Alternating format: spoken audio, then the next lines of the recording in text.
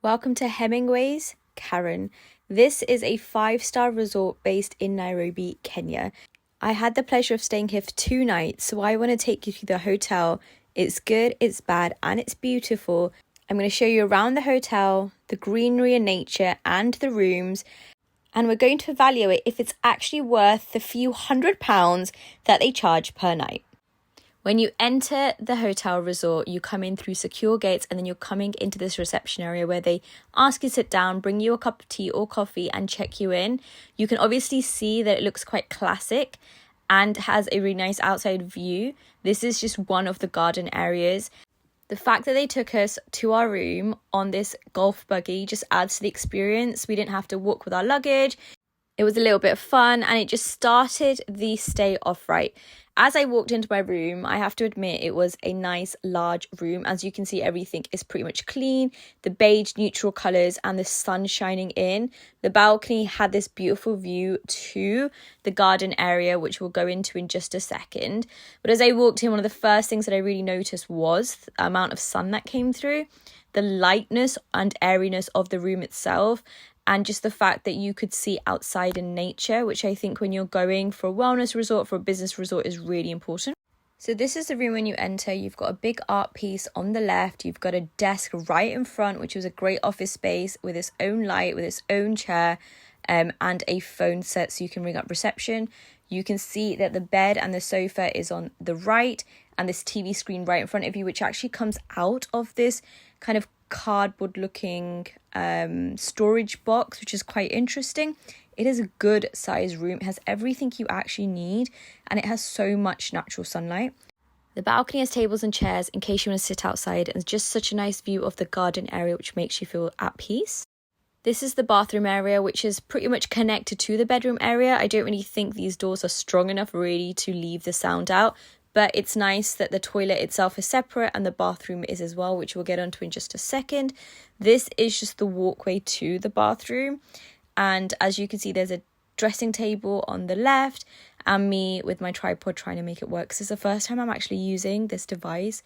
Upon entering the bathroom, there's actually 2 sinks, one on the left and one on the right. There is a toilet that has its own separate door and a storage cupboard where you can leave your suitcases, leave your clothes, and there's a safe. There's a bathtub right in the middle, which is meant to be, luxury and resort. I just don't really like bathtubs, so it wasn't a big deal for me, but I understand that if you like it, it's a nice thing to have. And these are just, I guess, my suitcases. I've literally just got in and then I just started recording this straight away before it got messy and before I lost any of my energy. I just wanted to show you what I thought straight away. This is the bathroom. It's really good size. It has these glass doors and it comes with all the toiletries. And I genuinely just think in first glance, this is a cool room to be in. It's big, it's spacious, it's not funky, it's not meant to be. It definitely is more for working business, entrepreneurs, a little bit more of a serious room, I would say. Even if you look at the colours, look at the interior, and even the location, which is Karen, from what I understand, it does give you old school, classic, a little bit of money, a bit elite. But that's fine because that's the vibe that I was going for, right? I wanted to test out the different experiences in Nairobi, and this was definitely on my list. What I would say, however, is that it's not necessarily close to many central things. So once you are in Hemingway's, you are only in Hemingway's.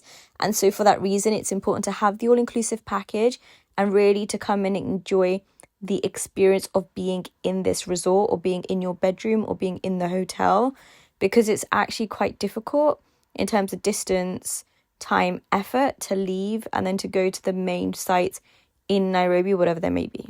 Now, if you watch my other hotel content, you know it's really important to check out the gym. I would say it had a little bit of everything that you need, but it was quite small. And I think for the price, for the luxury, for the experience, they definitely need to invest in better equipment, more equipment, and something bigger. I just think if you're staying in a 5-star resort, you want the gym to be 5-star too. This is just me now walking around the resort and sitting down for food. I would say the food at Karen was some of the best food I had in my trip in Kenya, but we'll get on to that in another vlog. And this is just the view from up high. So in the evening, when the stars are out, they put on these funky lights in the pool. And you know what? It's just so calming, which when you're on the working holiday is exactly what you need. So I was totally up for it.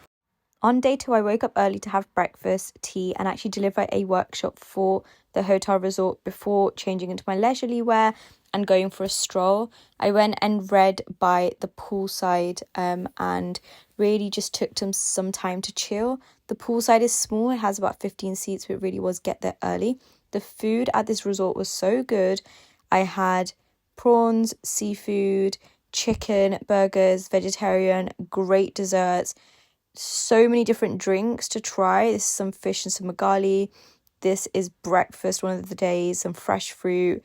This is fried seafood. I mean, it was really good. And then just myself at breakfast on day 3, having a nice pancake before going out and just exploring the rest of the resort. I mean, in all honesty, there's not a lot to do, but you kind of don't want to do a lot.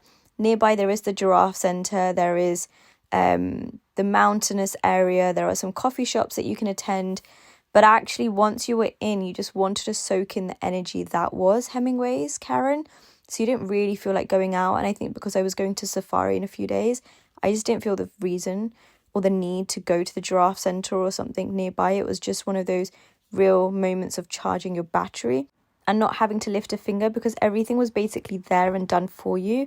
All inclusive was definitely worth it in this resort. Okay, so I want to give an overall review for Hemingway's Karen. I think that in terms of the location, it is out of the way from central Nairobi for that reason, that once you come, you stay. It is definitely more for, I would say, older couples. I don't think it's for young people, professionals, and families who are looking to make this their base and then leave. It's for anybody who's just going to make this their base and stay here. Saying that, the food is really good, the variety of the menu, the customer service. I mean, from that point, honestly, and I went to Kenya for 3 weeks after this, I do think it had one of the best food. The hotel room sizes are great. The in-room amenities, including this like pop-up TV, is very cool. They have 2 sinks, a good bathroom size, a good washroom, a tub right in the middle, and then every room has its own balcony that overlooks this garden area, which I think just brings peace overall. I think from an improvement standpoint, yes, they can most definitely invest in their spa and their wellness facilities, making the gym bigger and putting some new material into it. Maybe even some activities in the morning like yoga or Pilates would be super cool. And I do think they need to modernize their bedrooms. I appreciate the classic nature, but I think with the new vibe of hotels and resorts and other competing 4-5-star hotel experiences that are, kind of popping up in the neighborhood or kind of competing neighborhoods, they just need to keep themselves that extra bit ahead of the game. If they were to do that, it would definitely be not only worth the money, but it's one of those things that can go from 7 out of 10 to 9 out of 10, 10 out of 10 very easy. They have the foundation, it's just building on top of that now. Overall, I would give it a 7.5 out of 10, definitely for the customer service, the food, the architecture, the nature, and just the overall cleanliness.